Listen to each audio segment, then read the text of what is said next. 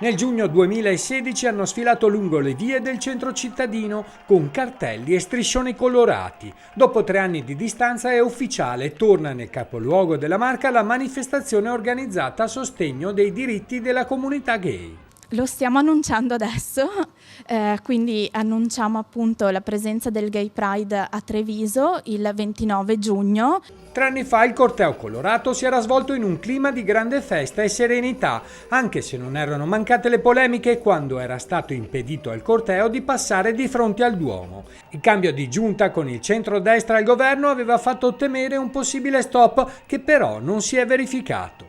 La comunità LGBTE presente in città è riuscita nel suo intento. Il dialogo con Cassugana ha raggiunto l'obiettivo. Il Treviso Pride si potrà svolgere anche se non godrà del patrocinio del comune. Sarà a chiusura di una serie di Pride che vengono fatti nelle varie città, quindi non è più un Pride triveneto come quello del 2016, ma un Pride locale preceduto da Verona, Padova e Vicenza. Solo un mese fa la decisione della Giunta di togliere il comune dalla rete Redi contro la discriminazione sessuale. Le ragioni dell'uscita dalla rete Redi noi ovviamente non le abbiamo condivise, abbiamo espresso il nostro rammarico per questa decisione che ha sicuramente dato un segnale che è stato accolto non certo in maniera positiva dalla comunità LGBT. Lo stop della rete Redi nonostante tutto non ha impedito il via libera al Gay Pride.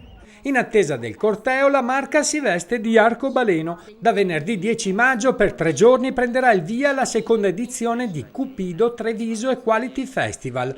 Mostre, film e convegni animeranno il capoluogo in occasione del 50° di Stonewall. Dal giugno del 69, quando un gruppo di poliziotti fece irruzione nel club gay Stonewall Inn di New York, picchiando senza ragione i gay presenti, di strada ne è stata fatta tanta, anche se le discriminazioni di natura sessuale sono ancora dure da sconfiggere nel mondo e in Italia. Oggi come allora per la comunità gay è importante scendere in strada e mostrare a tutti che loro esistono, che il tempo di nascondersi è finito.